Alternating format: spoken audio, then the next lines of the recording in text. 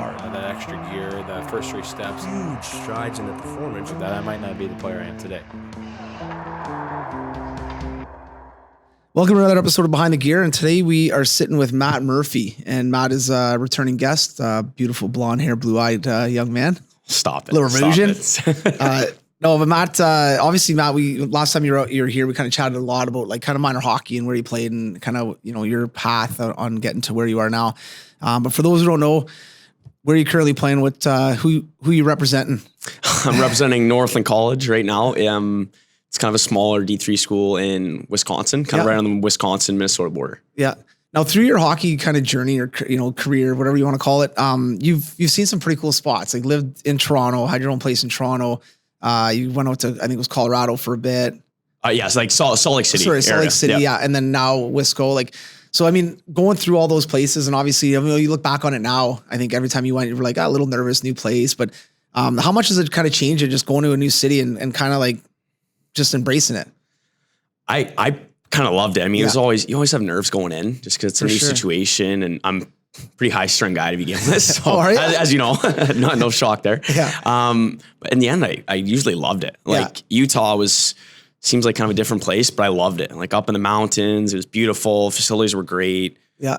Wisconsin, same thing, like very different pace than even London because it's a very small town. Yeah. Very rural, but so far so good. You kind of get to know everybody and it's worked out really well. Now in Utah, what was the weather like there? Like, was it pretty similar to what we live here as far as just, I know they have their seasons obviously like we do, but were the winters pretty deep, like a lot of snow, a lot of skiing and stuff like that there? Tons of snow. I mean, I'm, you know, being the guy that played, like I didn't get out to the mountains to ski or do many other activities, but tons of snow. We were up probably like 4,000 feet or 4,000 meters, whatever it is. Yeah. So lots of snow. Like I can remember one time walking, my house was kind of on a bit of a mountain, and I can remember at the bottom it was raining, at the top it was snowing. And I was walking home.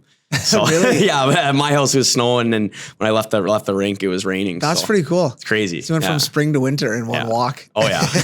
Oh yeah, no kidding. Yeah. Exactly. Oh, that's cool. And then Wisconsin, same kind of thing. They got pretty heavy winters there, obviously, right? Oh yeah, very, very heavy winters. Yeah. More snow than London for sure. Coming from here, like you kind of talk about university and how there's never snow days or anything. We had like 3 in a row. Really? Oh yeah. And they're prepared for snow. Like London gets dumped on heavy. We blow our whole budget on one snow removal and, you know, things shut down. Where there they get it all the time. So you got to get pretty heavy snowfall to shut the school down. Oh yeah. Very, very heavy snowfall. But I mean, obviously the boys are not prepared. So we had guys like snowed in. We had guys that didn't shovel their driveway for a few days. So they got 4 foot tall snowbanks, can't get their cars out. Yeah. So. How fun was your Jeep in the snow though? Wicked. Yeah. Wicked. Oh yeah. You just put it in 2-wheel and you're just going everywhere. Just whipping around everywhere. Yeah. No, that's great.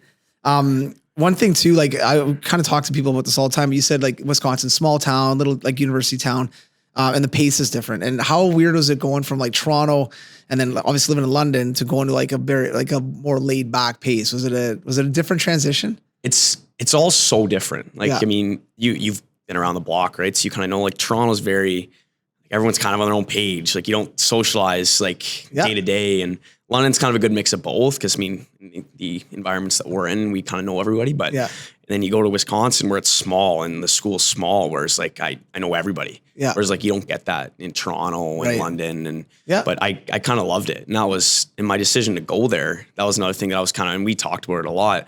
I was worried about like kind of missing out on that big school kind of environment, like different from like kind of all the different opportunities, but it's turned out well. Like a very small school, it's under 1,000 kids. And for me being a pretty loud, obnoxious guy, I kind of got to know everyone pretty quick and you kind of know everybody, and I kind of like socializing with everyone. So it worked out really well. Yeah. And I think that's important when guys, girls are picking the school, that if they get an opportunity to go play like you did, when they have options to kind of play into what your personality is like. Cause if you like the big hustle bustle of Toronto and you want a big school, then maybe Western's a better spot, or like a bigger school, right? Where, you know, some guys like knowing everybody, being social and kind of being in a small little bubble. And I mean, a place like Wisco is perfect, you know? Yeah. And we talked about it a lot. Like that was the biggest thing to me, was I wasn't sure if I would like a small school and I feel like I'd miss out, or if I'd like a big school and I kind of wanted that university experience. But ultimately for me, I just wanted to go to a place where like hockey was, obviously school's important, but I wanted to develop as a hockey player also. Right. Sure. So this was a place where I thought I could develop best and play the most. And like I got the key to the rink. Like I kind of go to the, like open the gym in the morning for like my work study job. So kind of the small town and kind of small school has been more of a blessing than anything. For sure, man. It kind of feeds into who you are too. Like you kind of want a key to the gym so you can go there and blow steam at 11 or whatever, right? Totally. Yeah. No, it's cool. And I think, when a lot of times when we look at, the big picture of hockey, we all want to play kind of as far as we can. And I know we all want to get Division I scholarships or draft to the OHL and play in the NHL, but there's different paths to get to where you want to go. And I think this is a cool conversation about maybe you didn't take the traditional path. You know what I mean? Like, and I wanted to touch on a little bit because I know we talked about it before, kind of briefly, but when you made that decision to go to prep school, so you went to Blythe, I believe was the first prep school that you went to, right? It was Hill and then followed by Blythe. Yeah. Okay. Yeah, so you went to those two, like what was that? Like when you made that decision to say, you know what, maybe I'm not going to play major midget, or maybe I'm not going to, I'm going to experience kind of the prep school model. Was it a tough decision to make at that time? Cause I mean, a lot of your buddies are drafted or they're going to play junior A or junior B. And you're just like, man, what, and kind of stuck in that middle. And there's a lot of kids in that situation where, man, maybe they could get a B card or, a junior B or a junior A card, but maybe they can't. So what do they do? And you were kind of in that middle. I was a tweener. I was in the middle for sure. Right. It was a different time. It was back when we had tube skates and wood sticks, but totally. But for you going through that process, like now when you look back on it, you're older, a little bit more mature. When you look back on it, what was that kind of process like for you and your family when you're seeking out what to do? At the time, it's hard, right? Because I just, in the environment that I was in, like I was close with Travis, I was close with Lawson, I was close with like Mayo, all these guys that are going right to the O, right? Yeah. Like they're like pretty high end guys. They're going to the O. Even other guys are getting 16-year-old cards, and I wasn't there yet. Yeah. I wasn't ready to be, I guess you'd say, like an impact guy at that level. So I kind of had to look elsewhere just because I love the game, obviously, and I still do, but I needed to find another kind of route to develop and to be able to play. So for me, that was probably the best opportunity to play and just kind of gave me an opportunity to just get better. Yeah. And I knew, obviously, I wasn't ready for B even, probably let alone junior A. So I needed a few years to just keep getting better, keep developing, and kind of just keep kind of reaching for where I want to be. No, I think that's perfect. Now, when you think back to your 16-year-old self, right? Did Matt Murphy at 16 think he wasn't good enough to play B, or was he like, I can play B? And because I know for me, like looking back on myself in my draft year, let's say, like I joke about this all the time, but if a scout had drafted me to the OHL in my draft year, probably should have got fired. Because I was not good. I was shit. 100%. Like when I look back on, what I became after. But at the time, I was bitter a little bit. My buddies got drafted that were probably worse than I was at that time, but they were 6'2" and they were big defensemen or whatever it was, right? Doesn't matter. But at that time, I know I was bitter and I got, had a little fire in my belly, like prove everyone wrong. That's hard to believe. Yeah. And then when I look back on it now, I was like, oh man, like I wasn't as good as I thought I was. But for you, like when you look back, I know you're younger, but when you look back on it mentally, were you kind of like, because a lot of kids go through that, we're like, man, Johnny got drafted. I should have got drafted. Or Johnny's playing junior B. I should be playing junior B. And then when you fast forward a couple years later, like, hey, maybe I wasn't ready. Because you're talking right now is super mature, which is awesome. And I know we all know I wasn't like this back then. Though. Yeah. Yeah. So at that time, like how, did you have that bitterness in you? Did you have that, like, oh, I'm good enough to play, I'm better than that guy? Like, did you have that in you a little bit? I wouldn't say I had the bitterness for the OHL because I knew I couldn't play in the O the next year. There was no chance. Yeah. Like I wasn't fast enough. My game wasn't where it needed to be. But then when it kind of got to like those junior B cards and stuff like that, you kind of like, you have a little bit of confidence in yourself and you kind of bet on yourself. So maybe there's a little bit of bitterness, but ultimately I knew when it was hard, kind of hard reality, but I knew my time when I was going to be I guess you'd say like decent player was when I was like 19, 20, 21. Yeah. I knew I wasn't going to be a high end guy when I was 16, 17, 18. Yeah. So I kind of knew it was kind of like a hard reality, but it was hard. Believe me, like it was like you want to bet on yourself, you want to be confident, but I kind of realized that I was going to be a late bloomer. And we talk about all the time. I wasn't a high end guy young, so I just needed time. Yep. So I kind of recognized that. So I wasn't too bitter about the OHL per se, but just based on pride, like the junior B cards probably get you, especially that 17-year-old year. You see guys are signing and whatnot. So more of the 17-year-old year, I was probably more bitter than my 16-year-old year. But I mean, you do have pride in yourself. So I think it did make me a little bitter, but just keep moving forward. Yeah, no, and just I think keep getting better, really. Yeah, and I like hearing you talk like this because I think it's a lot of times, for young guys, they don't look at it realistically. And if anyone's listening to this and they got a young hockey player, I think a lot of this falls on the parents too, and managing expectations a little bit as well, Totally. right? Or that support group that you have. You know, as a parent, let's say my young guy likes soccer and he's going to become a, he's a pretty good little soccer player, works hard at it, but he's not quite there to make that select team or that travel team or, that elite team. As a parent, I think you got to manage that and say, buddy, you need more development. Like you need to do, and Totally. or find the coaches and the people around him to help him get that message and, Totally. and send that message, And, I mean, well, on that note, like, I mean, my parents weren't, I would say they weren't that involved. My dad played, but he didn't play at a high level. So, I mean, naturally, like meeting you and meeting Kev and meeting Max and people to guide me and help me definitely played a huge part. For sure. Yeah. Yeah. And I mean, and your parents are obviously like 100% supportive. They support me and help 100%. But they also are great at asking questions and Totally. finding people and getting you in front of people, whether it's whatever, sports psychologists, trainers, whatever that is, right? I think it's important for parents to know that as a parent, you got to be involved, right? Yeah. Not overly involved, not too crazy, but involved. And I think that's important to help make these decisions, because for you, you're bang on. Like you ended up playing prep at the Hill, then played prep at Blythe. And the nice thing about prep, for parents that don't know, when you have a young guy who needs to develop, prep schools normally are on the ice 4 or 5 days a week, practicing and working out. And some are better than others, and better than anybody. Like some prep schools are awesome and they have all the good facilities and everything's great. Some of them sell you kind of a load of bullshit, and you go there and you're like, this is not at all what I signed up for. That's, so again, for parents, do your homework on that kind of stuff, right? But through those 2 years of prep, like how much do you feel that helped you kind of playing a bigger role, being a leader, as you got older? And because that 17-year-old year, like you said, now all your buddies are getting junior A cards and junior B cards, and the guys that played major midget are getting opportunities. The prep guys are getting opportunities, and then you decided to go back and play prep one more year, which again, prideful. You're probably like Totally. You want to be at the same level your buddies are at. Yeah. Just based on who's in your surroundings, which again was hard. But I mean, again, I recognized that I was going to be more of a project than kind of one of these like high end guys right away. Yeah.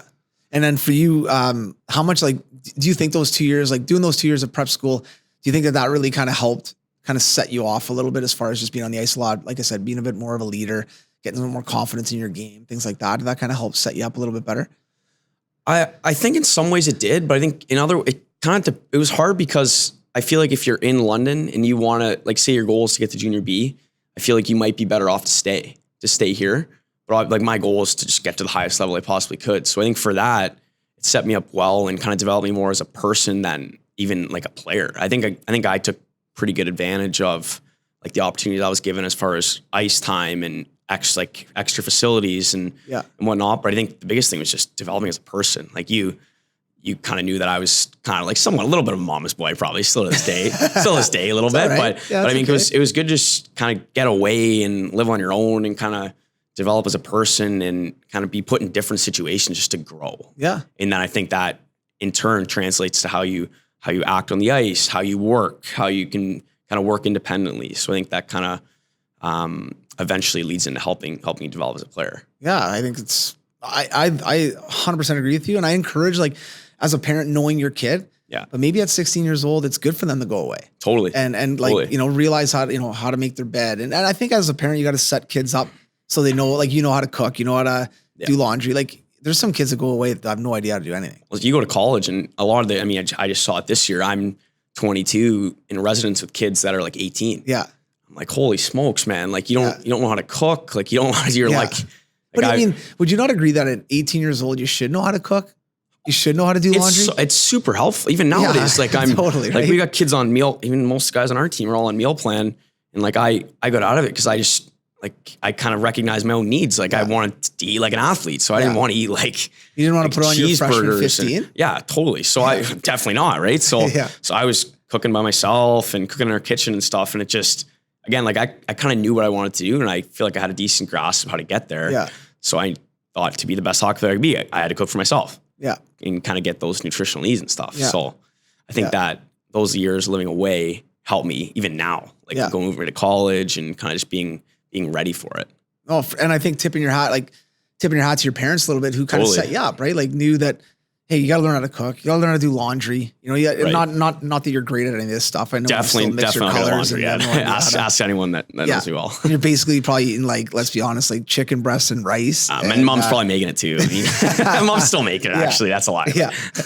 But I think it's important for parents to like set kids up so that when they are going away, they know. I remember my first, I lived away like kind of like you did for junior and stuff like that. So kind of had that independence and things, and knew how to do laundry and everything. But when I first got to college, I remember going grocery shopping for the first time, and I was a cereal guy. Like I'd crush cereal. What an eye opener. I remember buying my first box of cereal was like $5. I'm like, it's like, and I'm on a budget. I don't have a lot of money. I had a summer job that, I have this much money to spend. I remember calling mom after I went grocery shopping. I'm like, thank you. No, I was legit like, Mom, thanks. She's like, what happened? I'm like, I went grocery shopping today. I had no idea a box of cereal was $5. I had to buy like some shitty cereal I don't even like. But I'd like crush Harvest Crunch or whatever, like granola, which was way out of budget for me. Right. It was like, my eyes, honest to God, man, my eyes were sore from reading price tags because everything was like, I had a budget, and I'm like, I did not realize how expensive groceries were. So just little things that you go through, but you're like, you just gain a new appreciation, right, as you kind of move through these different steps in your life type thing, I think you said it best too. Like you have to know your kid, right? I mean, if your kid's getting into trouble or whatever, it's probably not the best idea to send them away. I mean, it just doesn't make sense, right? But my parents kind of knew what I wanted to, and I feel like for the most part, I mean, we all have our fun, but I had my head on kind of the straight and narrow in terms of what I wanted to do. So I wouldn't say I didn't take advantage of like having my own place. I wasn't like partying or drinking or anything because I wasn't into it. Because and even now, like it's not what I want to do. Yeah. Like time and place for everything. But like I kind of know what I want to do and just kind of make decisions that kind of enable me or hopefully enable me to get there. Yeah. No, and I think that's important. Yeah. I think that's very, very important to know your kid. And obviously, you're a mature guy, you got your head on straight, like you said. And I think those opportunities are helping mold who you're going to be as a young man. You know what I mean? And I think that's because you're still a kid right now, but when you become a young man, totally. I mean, right? You're a kid till you're at least 30, right? I'm still a kid. Yeah. I mean, I'm 20. You just 21, entered early adulthood. So I'm still a kid. 40, but 21 at heart for that's sure. It, exactly. Still. So once you kind of finished up and then, with prep, then you got into junior A and stuff and you were obviously prepared at that point to like really push trying to go to CIS or Division I or D3. And like, I know the number one goal is Division I. And when that didn't happen, obviously like all of us, for sure, man. And kind of, okay. And then when you did settle, like, how was that mental process for you as far as just coming to grips with saying, okay, I'm not going to get that D1 scholarship probably. So I'm going to start pursuing other options. And then D3 obviously is a great option, some really good programs. What was that like mentally kind of going through that and figuring out and kind of coming to grips with it? Well, it was hard because, I mean, my goal is obviously always to play D1. And when you kind of see the writing on the wall, nothing's really transpiring, then I kind of shifted to CIS because in my head, I thought it was quite a bit higher level than D3, but it was hard because that was kind of my goal from day one was to kind of go D1 because I kind of knew I'd be late. I knew I'd be a late bloomer. Yeah. But yeah, it was really hard. It was really hard. But then I think at the end of the day, if you're good, you're good. So if you go to D3 and you like, regardless of the level, if you dominate and you're good, it doesn't matter. You're still a good player. Yeah. So at the end of the day, the end of your career, if you're good, something's going to transpire. Yeah. So that's kind of the mentality I take. I'm just keep getting as good as you can possibly get. Yeah. And then just see what happens at the end of it all. Give yourself the best chance to kind of do what you want to do. Yeah. And when you got to school and stuff and started practicing and playing and stuff with the at the D3 level, what did you think of the quality of hockey overall as far as playing other schools, your school, your team, stuff like that? It's good. Yeah. It's really, I mean, it kind of has a bad stamp, to be honest. It has kind of like a bad stamp on it. You hear D3 and it's people kind of mock at it and kind of shit on it a bit, but like there's lots of D3 teams that play D1 teams and do well. Like Adrian beat Princeton. Like, I mean, it's the quality of hockey's good. It's really, really good. And I'd say it's pretty similar to CIS probably based on what I've seen, but like the high end teams are good. Like it's very, very good hockey. Yeah. I think. No, I totally agree with you. And we don't see a lot of it down here because you're going to see Division I hockey on TV. You're going to hear about the Michigans and the big schools, right? But you're not going to often catch a D3 game on TV, which is fine, right? Totally. And then CIS, I agree. I think CIS is a little bit of an older league because you're going to have a lot of like 20s, 21s that are going to go there. Whereas D3 and D1, you do have some true freshmen at 18 playing, which that makes that league a little bit younger, right? Yeah. Which is fine. But I find the one thing with D3, and you could correct me if I'm wrong, but I think you have a lot of players that still want to try to play, right? You have that core group of guys on these teams that like, some of them are just there to have fun and they're good players. Every team, and they're, you find that everywhere. But there's still probably a good handful or more that really want to try to go play in Europe or try to go play pro somewhere, right? Yeah, totally. I mean, we have lots of guys in our, I think I'd say probably most of our roster still wants to play. Yeah. I think you said it really well in the sense that like it is an older league. So like it's still really good hockey because rather than getting like 18, 19-year-olds, a lot of these guys are like 23, 24. Yeah. So it's still very good. Yeah. And yeah, I think almost all our roster wants to play. Yeah. So I think with kind of that, when everyone has that goal, it makes the quality better because everyone's still pushing to get better. Sure. Yeah, exactly. And for those that don't know, like D3, some of these schools are sick. Some of the programs are unreal. Unbelievable. And their facilities are wicked. But even in general, overall, you got other buddies that are playing at other schools and stuff. But I mean, you get treated pretty good. You get, a lot of stuff taken care of. You're basically, and there's financial aid. There's like good packages for guys. So it doesn't cost a ton. But even gear and stuff, like you guys get taken care of pretty well with all that kind of stuff. Oh yeah. Yeah. Like, I mean, helmet, glove, pants, sticks. Everyone gets taken care of pretty well. Yeah, which is awesome. And just because a lot of times people don't have no idea. Right? Even just like financially, right? If you're like a 22, 23-year-old kid, like you probably can't afford like high-end sticks, right? Yeah. So, I mean, obviously it's nice to have all that stuff taken care of. Yeah, no, for sure. And so let's go to like start of the season. You get there, you're excited, obviously. You start school, you start practicing, playing. When you guys get in your first series of games, I know the one thing with D3 that's a bit of a knock, and this isn't all the programs, but they tend to over-recruit a little bit. So they over-recruit. Now you got 9 or 10 defensemen vying for 6 spots. You got 10, 12, or let's say 16, 18 forwards or 20 forwards sometimes trying to get 12 spots. What was that like when you first got there and kind of started to understand the lay of the land and you're like looking around, okay, wait a second here. We got a couple too many defensemen here. Oh, I mean, you go like you're in junior and you got like, let's say you carry 8D. So you got 2 sitting out and you kind of, your top 6 are pretty much slotted, and you kind of understand your role. If you're a 7-8 guy, you're gonna get your chances, but you're more just kind of glue guy, work hard, you'll get your chance kind of thing. And you hear and you got like 12 defensemen. It's like, holy smokes, we got 2 teams here. Yeah. And then, I mean, obviously guys get pigeonholed right away, right? So if you're kind of one of the guys, then you're good. But if you're not, like you kind of see the writing on the wall. I mean, I was fortunate that I got to play most of the games, but if you're one of those guys on the outside looking in, it's got to be a brutal feeling because you're just, no matter how hard you're working, you're not getting anywhere. Yeah. I mean, I kind of got that, like my 17-year-old or 18-year-old, whatever it was. And like, you just work. You're doing everything. And they're like, hey, I mean, I think you said one of yours was the same. Like you do everything you possibly can. You're working out there in games, you're doing this, and it's just, nothing's working. Yeah. And there's not enough spots. Right. Yeah. So it's a hard reality, especially when you have that many players. Oh, for sure, man. I know for me, when I went to college, you come out of junior and you're kind of a guy, you're top 4D, you're top 6 forward. You kind of like, you think you're pretty good. You have a little swagger to your game, like especially coming out of junior for sure. And then you get there and you realize, man, all these other guys are pretty good too. Like most of them are top guys in their teams and stuff. And then when you go through that process of practicing and working hard and doing all the right things and then not getting an opportunity to play and stuff, it's so frustrating. So like when you first got there, first couple games, you kind of got healthy a little bit and weren't playing in and out of the lineup. What was going through your head? Because I know for me anyway, like when it first started to happen, I was like, okay, I can accept this a little bit. And then when it kept going and I sat out the second game and then the third game, and then I was like panic button right away. Get me out of here. Parachutes on. I was rattled. Like, I mean, I think I was mad. Yeah. Because like when I came in, I kind of had the anticipation that, and I kind of thought the message was that I was going to play every game and at least get some special teams and whatnot. So when that didn't transpire, I was mad. Yeah. Because I felt like I kind of got shortchanged a bit. Yeah. So I was hot. I mean, you and I are kind of the same. Like I get hot. Yeah. So I kind of got to cool down but at the end of the day, like I'm going to be there for 4 years, going to finish my degree and stuff. So I mean, and I mean, things will be different next year, right? Like now you're a sophomore coming in, you played the rest, I mean, well, first of all, how many games did you guys, like, what was your, we're like a 32 game schedule. Okay, and how many games of those did you play? Like 24, and I was hurt for a bit. So I was pretty fortunate in the sense, like I was hurt for probably like 3 weeks. So I only missed a couple games. Yeah.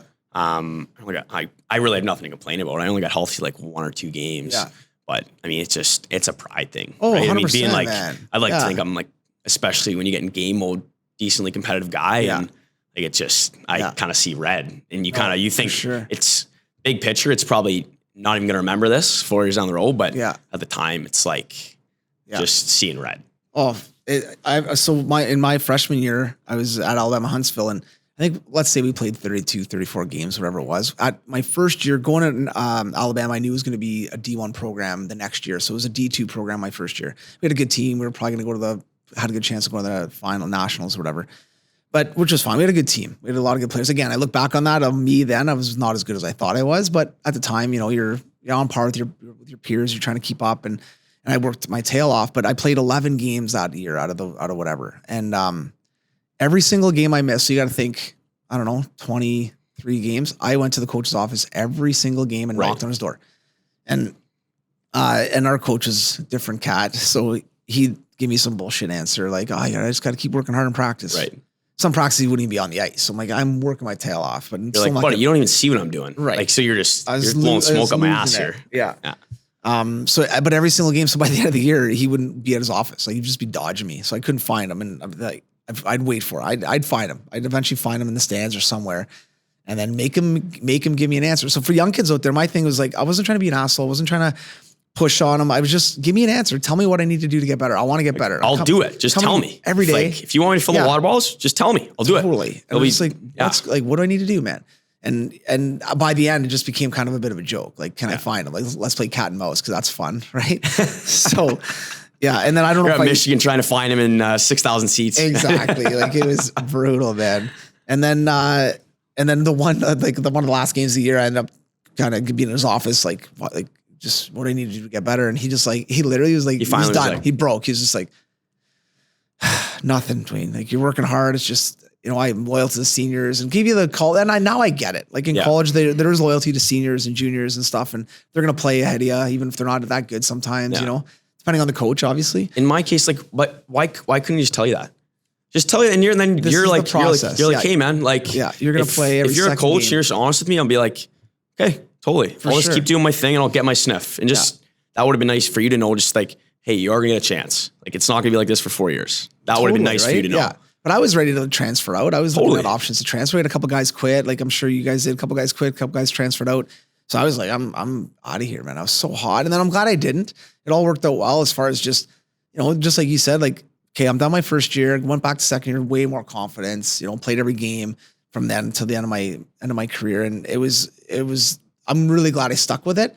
And I think that year of hockey, as hard as it was probably the biggest growth year of my life as far as just becoming a stronger person and mentally tougher and all that stuff. Cause I think I dealt with it a very good way. I think I dealt with it the way I would deal with it, and when I look back on it, I'm like, man, I could deal with any coach. Like, no matter if they're yelling at me, screaming at me, ignoring me, whatever, I could deal with it, and I think that helped in the long term. But, for you as well, like going through it. And cause I know at one point you're like, I'm going to transfer out. Like, totally. I mean, same things. Totally. Yeah. Totally. Yeah. And I'm glad you didn't, cause I know, and maybe transferring out is an option, and maybe that is the better option for some guys. And I'm not saying it's not a good option, but at the same time, I don't think quitting with the first bit of adversity is the right thing. I think you got to power through it a little bit. If it gets bad and it's ridiculous and this is crazy, it's unhealthy. Totally. Okay. Like, let's get out of there. Right. But I think, for you, kudos to you sticking it out. And I know you love the area. You got some good friends there. It's a good spot. You got a house now. It's right. You're set up, right?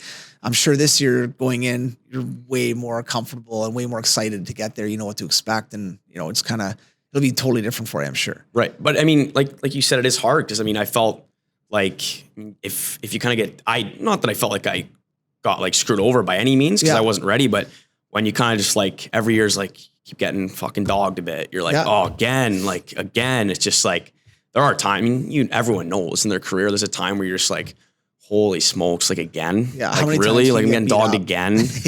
I mean, so yeah, it is hard, but I mean, I feel pretty good right now as far as where my game's at least out here. So I think, definitely I feel pretty good going into year 2. I feel like I prepared myself pretty well. So. Yeah. And like we were talking about even before we got on air, but is, one thing that I think helps even mentally for guys, and especially guys like you who are intense and are, type A's who want the best. A little high strung. Maybe. Ask anyway.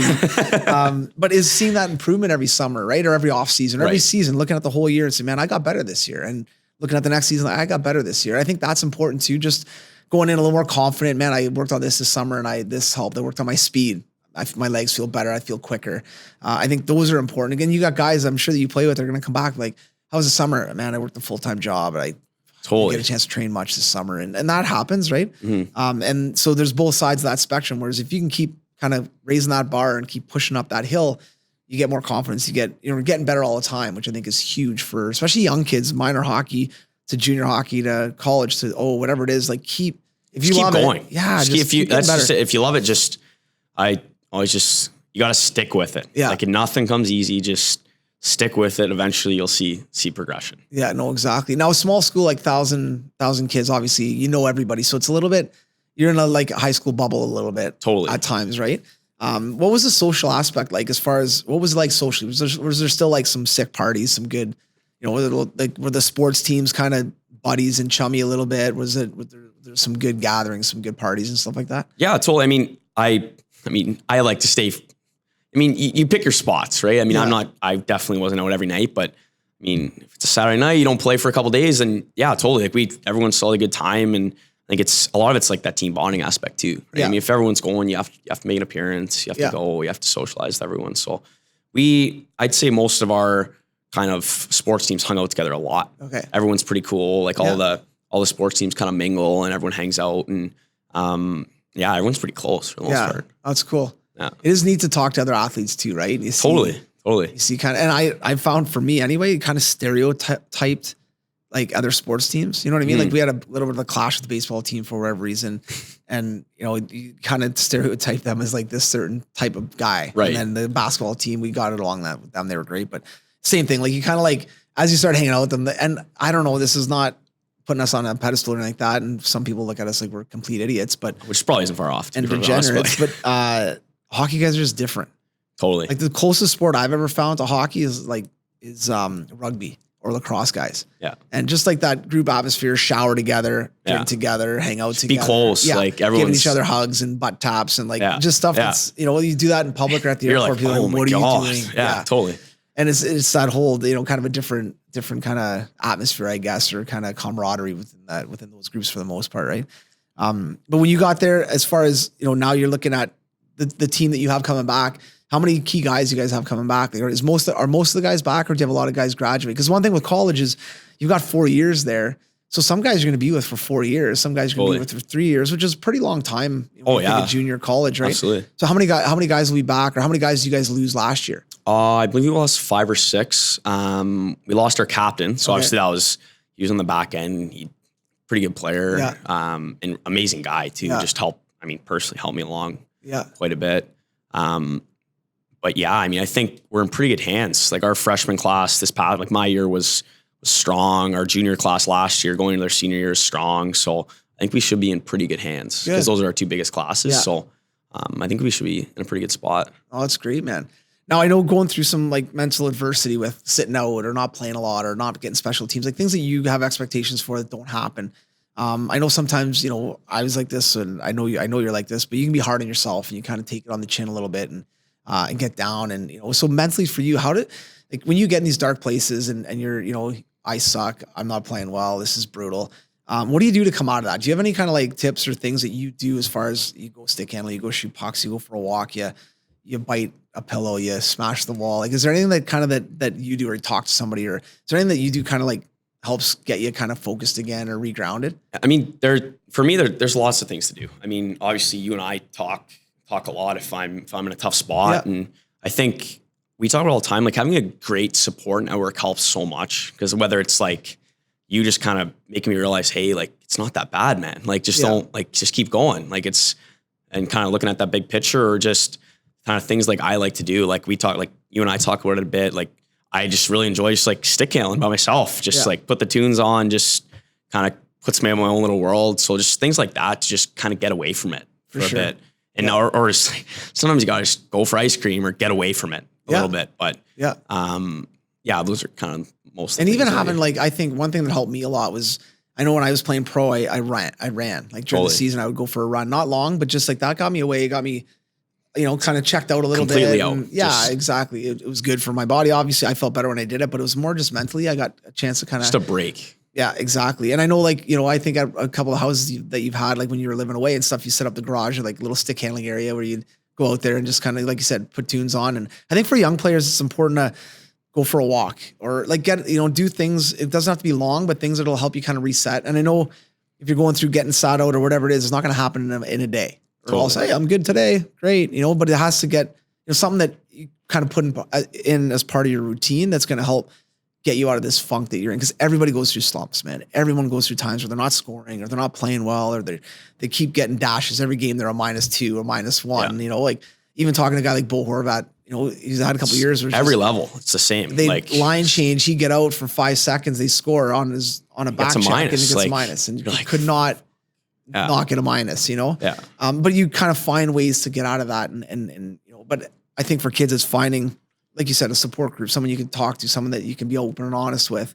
And then also finding like little things that kind of keep your mind active, whether it's playing video games, maybe not for 7 hours straight, but playing video games or doing something like that. Whatever it takes for you to just kind of, not necessarily not like bad stuff per se, just like stuff to get away from it. Yeah. Like everyone needs a break from it. I mean, it's it's kind of the old cliche, it's a long season, but when you're on the ice every single day, it's like eventually you get a little worn out. For sure. Like even in the summer, like, I mean, we're here, you kind of train, I'm training since April. Like at some point you need a little bit of a break just to get away with it. And I always just say like, be normal for a bit. Just like go to the cottage, go on the boats, like hang with your buddies. Like, so you definitely time and place to just kind of get away from it and have a break. Yeah, no, for sure. As far as skill set, so like if we look at just skill, I know you're a skill guy. You love like dissecting players in the NHL and things like that. And you're up to speed on a lot of the stuff that the new guys are doing and how good some of these new D are. And I know you're a defenseman, so we'll talk a little bit about that. But as a D man, what are some of the key skills that you see as you've moved up levels that are important for players to have success at that next level? Because we all know speed changes, guys are stronger, smarter as you're moving up. But what are some of the key skills as a defenseman? And for you, like you're not a 6'5" defenseman, so you're probably smart. Yeah. So what are some things for you that like you would say, hey, if I'm working with a 10-year-old defenseman, or I have a 10-year-old defenseman who's my son, these are things that I want to try to instill in him at a young age so that they'll help him as he gets older. Yeah. I mean, one thing that, you've nailed in my head and guys like Gabriel have kind of nailed in my head is just kind of being aware of your surroundings. And I'd say like shoulder checking is kind of what we say. I mean, if you're going back for a puck and you're not looking, you have no idea, you're guessing more or less. So you got to react like that. Whereas if you just kind of like take a peek and take a quick look, then it buys you so much more time. Because you kind of know, at least you have an idea of what's going on. So you can kind of make better reads and make smarter plays that way. For sure, yeah. And I think just like moving your feet, which is such a cliche, but for me where I'm not the fastest guy, I stop my feet, I'm screwed every time. Yeah. Especially when you get these fast guys. If you just try to keep your feet moving all the time, obviously time and place, you're not going to be standing in front of the side of a guy moving your feet. Right. Like that's ridiculous. That would look awesome. Yeah, it's just crossovers like back and forth. Fred Flintstone, just like road runner in front of the net. Yeah. Just moving your feet and taking ice. I think those are a couple things that I would try to instill. Yeah. I think the shoulder checking one is massive. I think like starting at young ages, getting kids to look over their and this is one thing I talk about all the time now is we were always taught to keep our head up. So head up was always like up in front, looking in front of you. But now, it's like 45. So you're looking from shoulder to shoulder. You know exactly whether you're forward check-in, whether you're back check-in, whether you're picking up a retrieval, whatever it is, just making sure you're looking, always aware of what's around you for contact, for passing options, for shooting options, whatever it is, right?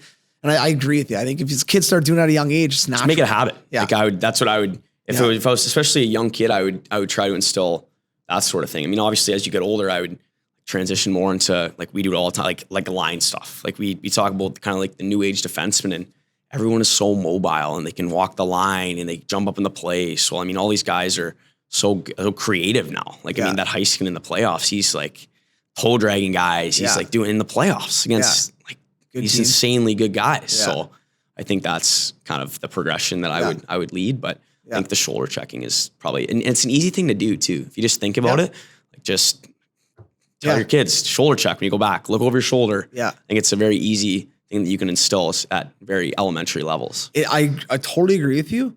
I think it's, but when you first start doing it, it's kind of hard because like you're taking your eye off the puck and for kids especially, they're mesmerized to get that puck and make a play with that puck. But taking it off for a second, looking, and then going back at it sometimes is hard. But I agree. Once you get it, it's not hard. Even even now, I start like those long rims. Sometimes a defenseman going back for those long rims, you shoulder check. Next thing you know, the puck's already by. Yeah. Right. Yeah. So I think, and it's one of those elementary skills, but you can always get better at all these little things. Yeah. One thing I find too is a huge skill that is probably not worked on enough. And if you ask any skills coach, like, how do you teach this? Like, yeah, but hockey IQ, hockey smarts. Totally. And I think one way to teach it is watch games with somebody that knows hockey. You know, don't watch it with your dad who's like, oh, look at that big hit. No, I know, maybe doesn't know a lot about hockey and, you know, whatever. But like, look at how plays develop. Because if you look at, a lot of times we look at the big hits, we look at the goals, we look at the nice pass, but we don't look at, instead of looking at where the puck is, looking at where that second player is or that second wave of entry is. So the guys, maybe the D jumping up, like, oh, check this out. There's the play. This should happen. You know, it didn't happen. That's fine. Oh, look at that. It did happen. And that's how it should have happened. You know what I mean? Like, yeah, totally. It's like baseball's a little easier, but that double play should have happened. The guy dropped the ball. Okay, right. Whoops. But no, 9 times out of 10, that double play is this is how you do it. Yeah. You know? And hockey's not so structured, but at the same time, like, there's certain things that you can see and you see it, I see it. As soon as it's developing, you're like, okay, this should happen. Watch this. Yeah. Yeah. A little kick out to the point, shot for tip or whatever it is, you know? But I think having someone beside you that knows the game and talks to a player like a young kid like that, you know, not that you want to get to like, hey, sit down for 2 hours, but we're going to watch a hockey game. It's going to be awesome. Yeah. But I mean, I know you watch a lot of games and you know, dissect a lot of skills on guys and stuff like that. But I think that's something that's helpful for players and also to emulate, you know, like how do you learn? How do you learn? Right. Definitely. I'm a guy that loves to watch and loves to learn what guys do. So, I mean, especially you've put me in positions where I have like a lot of really good buddies that are high end guys. So I just love picking guys' brains, whether it's Gabe, Whitey, Sini, these guys that are, to me, are super high end players, but I also consider them good buddies, like just like chatting about it. Yeah. Oh, hey, did you see like what so-and-so did last night? And just kind of picking their brains or like, hey, like, what do you think is a pretty important skill for like at the next level? And like, they're always so receptive and to help me also. So I love picking guys' brains and seeing what they see or seeing how you watch a game or how they watch a game. And I think that helps with hockey IQ. And I just enjoy it. I love hearing like how guys see it and what they think. And just to kind of, I don't think you can like kind of learn something from everyone. Right. Totally. So I learn lots from you. I learn lots from Brad. I learn lots from Whitey. And like, I don't think you can get something from everybody. Oh, for sure. Not that you like use people, but just like conversationally, like you can always learn something. Yeah, no, I agree. Even watching, I remember I learned how to take a better snapshot by watching my captain. Totally. Yeah, I remember you told me that. Totally. Like, this is like just watching his mechanics and then emulating it, copying it in practice. But I agree. I think that's how you learn, right? That's how you, and that's huge for getting better at stuff. And you're not at every practice, right? Yeah. So I mean, you gotta watch your teammates, watch other guys, and you can pick something off from everybody. Yeah. Oh, totally. And I think when you stop learning, that's probably when you're gonna stop getting better. Yeah. I mean, I don't think you can never know too much. No, and I think like for parents with young kids, you're not gonna be like, hey, watch Johnny. But I know like for my little guy, if he's playing soccer or hockey, a lot of times the question I'll ask is, hey, who are some of the better players out there today? And on your team and on the other team. And they're smart, man. Like he'll be like, oh, number 5 was really good. And he was sick. I'm like, yeah, he was really good. And then I'll ask him like, oh, like what did he do that made him good? You know, and he'll know. He's like, oh, he kicked the ball really hard or he could run really fast. I'm like, yeah, that's great. You know, and that was it. That's the conversation. But I want my kids to be aware of who is like, they always are, but like, why was that kid good? And he probably didn't think about it that way until you ask him that question. He's like, well, he's really good with the ball, or he's really good with the puck, or he can skate really fast, or he made good moves or whatever it was. But I think for parents starting to ask those questions to young kids, getting them thinking, figure out themselves. Yeah. Almost. And thinking of the game differently. So when they're watching that player, when they're 10 years old and they're like, oh man, look how good he shoots the puck. Oh, how's he doing that? And they can start dissecting that a little bit on their own. And, you know, whether it's hockey, whatever, chess, doesn't matter what it is, right? Just getting them thinking a little bit differently, I think is huge. Cause a lot of times it's just, who was the best kid? Oh yeah, he scored 5 goals. That's awesome. Like, oh yeah. It's pretty high end, eh? Yeah, it's wicked. He's 7. It's going to be unbelievable. Can't wait till he plays in the NHL next year. Right? Like it's totally. So it's like looking at the game differently. And yeah, that kid was really good. You know why he's really good? Because he worked hard, man. You see how hard he worked? He back-checked hard. He forechecked hard. He always had the ball on his foot. Like he always wanted the ball. And getting the kids exactly kind of reiterating, but just like, man, thinking about the game differently, I think is huge. Totally. And I mean, I think when you're young, you're looking at a lot of different things than when you're old. I mean, and when I say old, like my age kind of thing, like I know I'm not going to be like Heiskanen, Carlson, Burns, even like Whitey. Like I know I'm not going to be that guy, right? So you watch and you follow the guys that you think you can play like a lot closer. Or like I look at a guy like Mello, who's not like an Erik Karlsson, but he's a very, very good NHL defenseman who's not necessarily flashy, but he's smooth. Yeah. He has great habits. Yeah. He works hard. Yeah. And those are kind of things that you can take and kind of put into your own game. Yeah, for sure. No, I think I think it's also like being realistic of what type of player you are, right? Totally. And you what have your to be box realistic with is. yourself. Yeah. And not to say guys can't bust outside that box. And like, I mean, look at your game, for instance, from 3-4 years ago to now. Like you do way more things with the puck. You're way more confident with making moves and beating guys and jumping in the play, which your box has evolved. Right? I say a box as far as your skill sets in here. And I always tell kids, try not to play. Don't be a toe dragger if you don't have sick hands. You can't toe drag guys because you're going to look ridiculous, right? Don't skate with the puck if you don't have good feet. Just move it and then get up there and make plays, you know?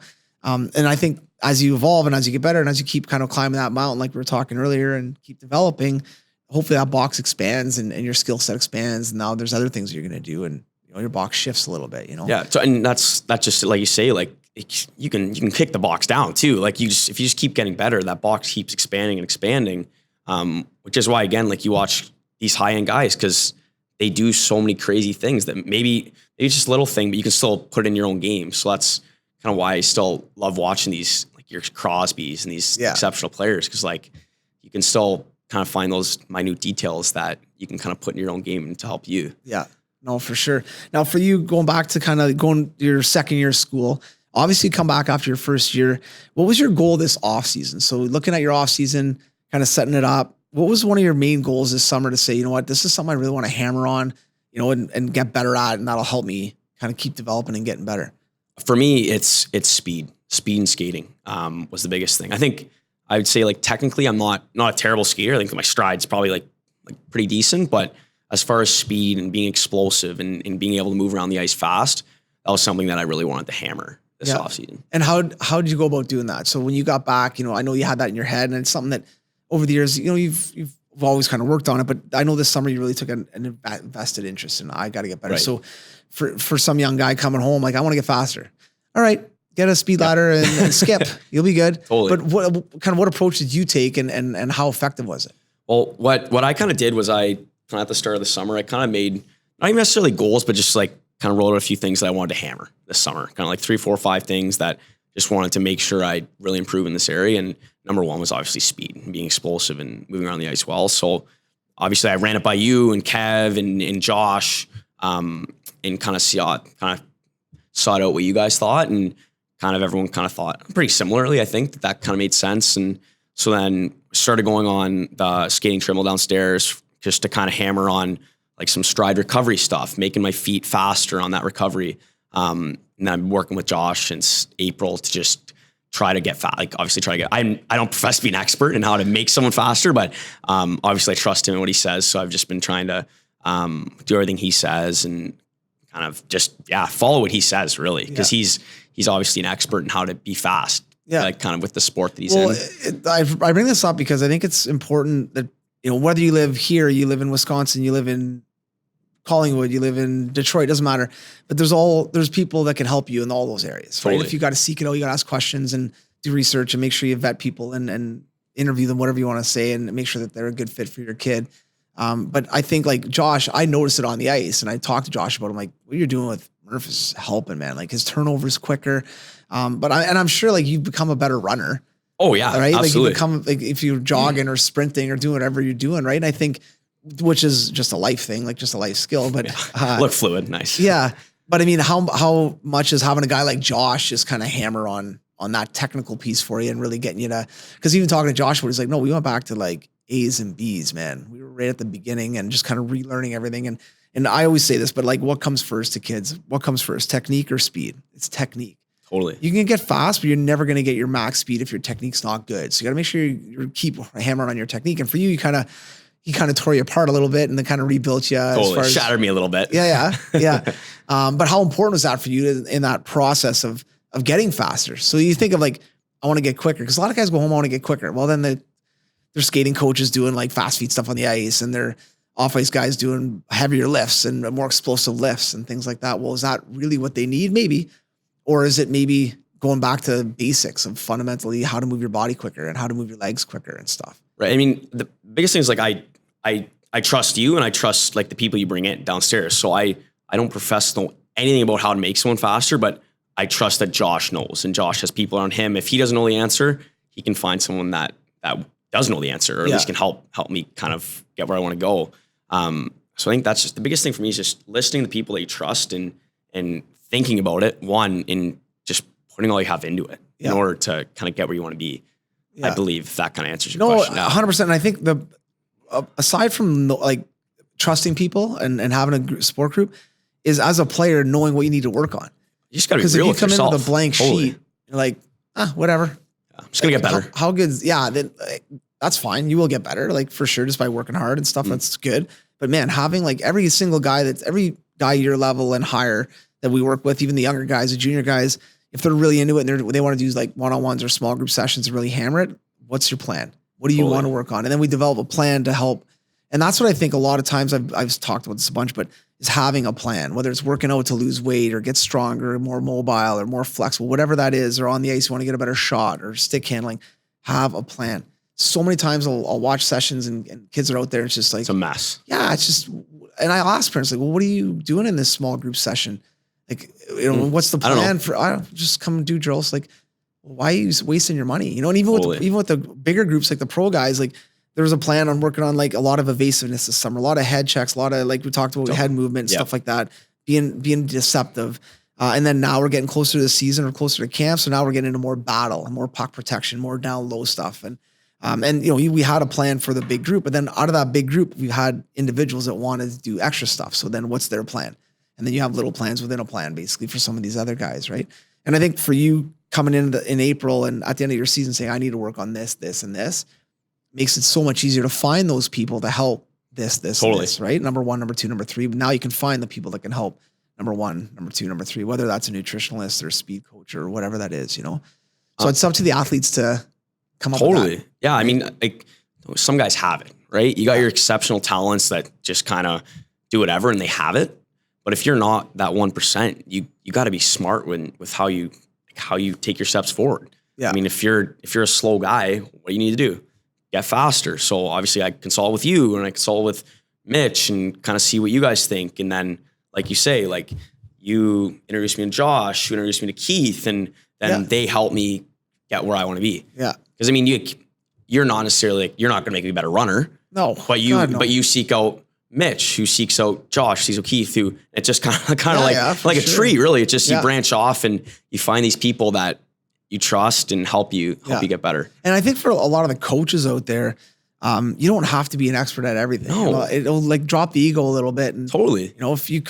And that's the big thing with me, I find is you're bang on. Like, I don't have an ego. I'm always learning. Mitch is the same way. So like, if you need help with the diet, Mitch will be the first guy to be like, here's a nutritionalist, go see her. Here's a dietitian, go see her or him, and sending guys in the right direction. You need help with, right now we have a lot of guys that are working with a skating coach on certain fundamental things with skating. No problem. Can I teach that? Maybe, but they like that. No problem. Go do that. I'll work on these other things that you want to touch on. And I think it's important to be around people like that aren't, that aren't trying to like coddle guys. They're not trying to like, this is my guy. It's my athlete. Yeah, exactly. Totally, no one else can touch them. No, man, let's get them as good as they can. And we all end up benefiting from it. Well, yeah, for sure. And ultimately, but totally. I think just you kind of have your network, and I think like just the ego is a big part of it, especially in athletics. Like most guys have like a little bit of a swagger, and for sure, especially like maybe when you're done playing, you kind of still have that ego. So I think just kind of putting the ego aside and just doing the right things, I think is kind of the way you have to go. No, definitely. Last couple of things. If you look back right now, kind of the age you're at now, and obviously, you played, you're still playing, which is awesome. What would you tell yourself at like 11, 12, 13? Like kind of, hey, little Matt Murphy Jr. Little Rougeon. Yeah, get your little Rougeon butt and gear. No, but what would you tell them as far as just, not even skill set wise, nothing like that, but just, hey, I want focus on this one or two things. Like, just try to be better at this and this. It could be mentally, it could be anything, but is there anything that you like stands out in your situation kind of going through? Cause you were a later bloomer, you kind of came along later. Is there anything that you'd kind of throw down there and say, hey, listen, keep this in mind? It sounds kind of silly, but I mean, I only really kind of grasped this concept recently. It's just like, you can't compare yourself to other guys because everyone is an individual and everyone's good at a certain thing. And Josh and I talk about this a lot, and he kind of brought the idea to me. He was like, you need to find your own niche. Like, I'm never going to be you. I'm never going to be Sid. You're never going to be Sid. So you got to just like, kind of got to find your niche and be the best that you can be at that one thing. Because I mean, again, it kind of goes back to being realistic with yourself. Like, you're going to drive yourself crazy if you're not winning races against like whoever. If you want, I know you want to win, but you're never going to beat Usain Bolt. You're going to drive yourself crazy if you think you're going to beat Bolt. You're going to beat all these guys. You just kind of have to be realistic with yourself, one, and find your niche and just be good at that specific thing. And I think that personally for me, that just kind of put my mind at ease, because I would always stress about, oh, I'm not as good as this guy. I'm not as good as this guy. I'm still not there. And you get, like you said, I kind of take it off the chin. So you kind of start spiraling and being hard on yourself, and kind of takes the fun out of it. But if you just kind of put it aside and just worry about yourself and just kind of keep going the way you want to go, it just eases my mind so personally so much. So that's what I'd probably tell myself back then. Just keep heading in the right direction and don't compare yourself to other people. Just stick with it, and eventually it'll kind of work out the way you want it. That's awesome. Like, that's perfect advice. And for young kids too, like, I think parents as well, like, leave your kid alone, man. Yeah. Just let him be him. Let her be her. Like, totally. We're always, as parents, you know, if I have 7 kids running with my son, you know, as a dad, you're always like, look at him run, you know, in your head, right? Just let him be, you know, let him. And I think that's so important for athletics, because there's always going to be players better than Drive you. yourself crazy. Yeah. And it's crazy. I think just let that player, you know, I tell parents all the time, like, just put horse blinders on, watch your kid, and just help your kid be a better him, like, be a better Matt. Not a better Matt that's trying to be Charlie. You know what I mean? Like, I think that's awesome advice, man. I think that's, yeah. And I think that may be a real good spot to end it, because I don't think we're going to have anything smarter or more intelligent than that. Oh, yeah. I can't offer much else. That's all I got. I got my one piece of advice I'll share with everyone. That's what it. No, it's good, man. I love it. And I think, obviously, Matt, you've had a real good story, and it's not done yet, which is cool. So we're excited to see kind of how that journey continues to go. And want to wish you the best of luck this year, going into your sophomore year. I know personally for me, when I went into my second year, anywhere, whether it was junior or midget or college or pro, it was night and day how you feel getting on that ice. Level. Yeah, you're just, you know what to expect. You're comfortable. You're confident. You got a little more swagger to you, you know? So I'm really excited to see how you kind of approach the year and how everything gets played out. And if you get health bombed, don't throw I'll be calling you right away. See you in red. Yeah, exactly. Thanks a lot, buddy. Appreciate you coming by. Thanks a lot for having me. It's awesome. Always.